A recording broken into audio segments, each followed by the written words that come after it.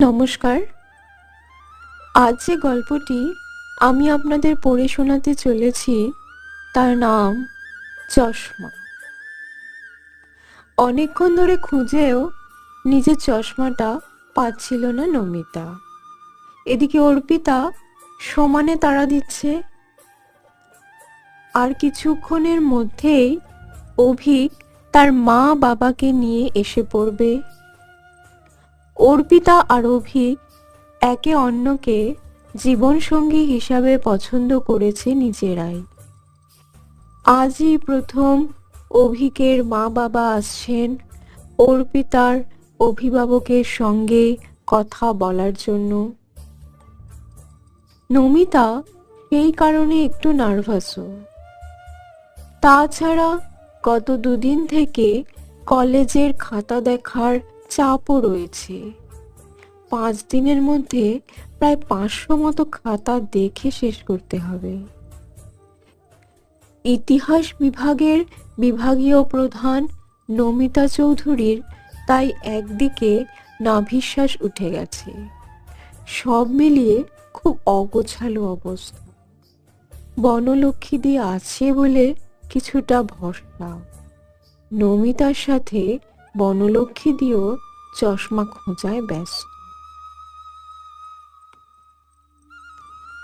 কিছু সময় পর বনলক্ষ্মী হাঁপাতে হাঁপাতে এসে নমিতাকে বলল, বড়দি, তুমি যে তোমার চশমা কোথায় রেখেছো আমি অনেক খুঁজেও পেলুম না, কিন্তু তোমার চশমা খুঁজতে গিয়ে এই একটা চশমার বাক্স খুঁজে পেলাম মাসিমার ঘরের দেরাজের ভেতর।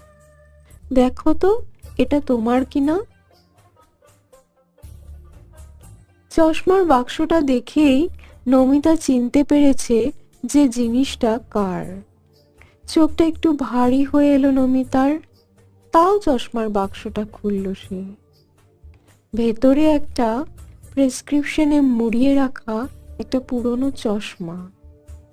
প্রেসক্রিপশন সহ চশমাটা বের করলো নমিতা। প্রেসক্রিপশনটা আগে খুলল সে। নাম লেখা রয়েছে মহামায়া চৌধুরী।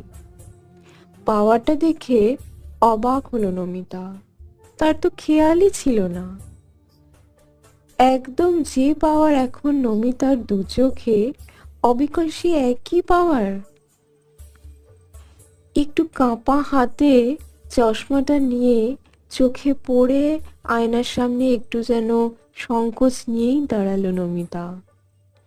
আয়নার সামনে দাঁড়িয়ে অবাক হয়ে গেল সে। আয়নায় এ কাকে দেখছে সে? অবিকল যেন তার মা মহামায়া চৌধুরী দাঁড়িয়ে রয়েছেন আয়নার অন্যদিকে প্রতিবিম্ব হয়ে। চোখের কোণটা যেন একটু ভিজে উঠল নমিতার। চশমাটা খুলতে যাচ্ছিল সে। হঠাৎ তার ঘরের দরজার সামনে একটা গলার আওয়াজ পেল নমিতা। আই দিদি, ওনারা এসে গেছেন রে। বলতে বলতে দরজার কাছে এসে নমিতার দিকে তাকিয়ে থমকে দাঁড়িয়ে গেল অর্পিতা। তার মুখ থেকে অস্ফুটিক যেন বেরিয়ে এলো একটা শব্দ, মা। তাড়াতাড়ি চশমাটা খুলতে যাচ্ছিল নমিতা, কিন্তু ছুটতে এসে নমিতাকে থামিয়ে দিল অর্পিতা। চশমাটা খুলিস না দিদি, এটাতে তোকে অবিকল মায়ের মতো লাগছে। মা চলে যাওয়ার পর তুই তো আমাকে মায়ের অভাব বুঝতে দিসনি দিদি। আমার জন্য নিজের কোনো আলাদা সংসারও করলি না তুই। আমার এখনো মনে আছে তুই চাকরি পেয়ে মাকে প্রথম এই চশমাটা তৈরি করিয়ে দিয়েছিলি। মা এই চশমাটাকে বুক দিয়ে আগলাতো। তাই আজ যখন আমার জীবনের এত বড় একটা সিদ্ধান্ত হতে চলেছে, তখন হয়তো মা তোর চোখ দিয়ে নিজেই সবকিছু দেখে নিতে চাইছেন। এই চশমাটা চোখে নিয়েই তুই অভিকের মা বাবার সামনে চল। আমারও মনে হবে আমার দিদির সঙ্গে আজ আমার মাও রয়েছে আমার পাশে।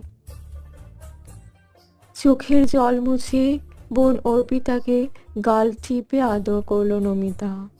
তারপর বলল, আমার ছোট্ট বোনটা যে কবে এত বড় হয়ে গেছে বুঝতেই পারিনি।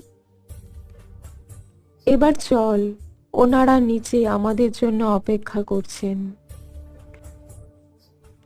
বনলক্ষ্মীদিকে বলেছিস তো ওনাদের চা জল খাবার দিতে? ঘাড় নেড়ে সম্মতি জানালো অর্পিতা। দেওয়ালে টাঙানো মহামায়া দেবীর ছবিতে প্রণাম জানিয়ে অর্পিতাকে সঙ্গে নিয়ে অভিক ও তার মা বাবার সঙ্গে দেখা করার জন্য পা বাড়ালো নমিতা। গল্পটি এখানেই সমাপ্ত। যদি গল্পটি ভালো লেগে থাকে তাহলে লাইক, শেয়ার আর কমেন্ট করবেন, আর চ্যানেলটি সাবস্ক্রাইব করে রাখবেন। ধন্যবাদ।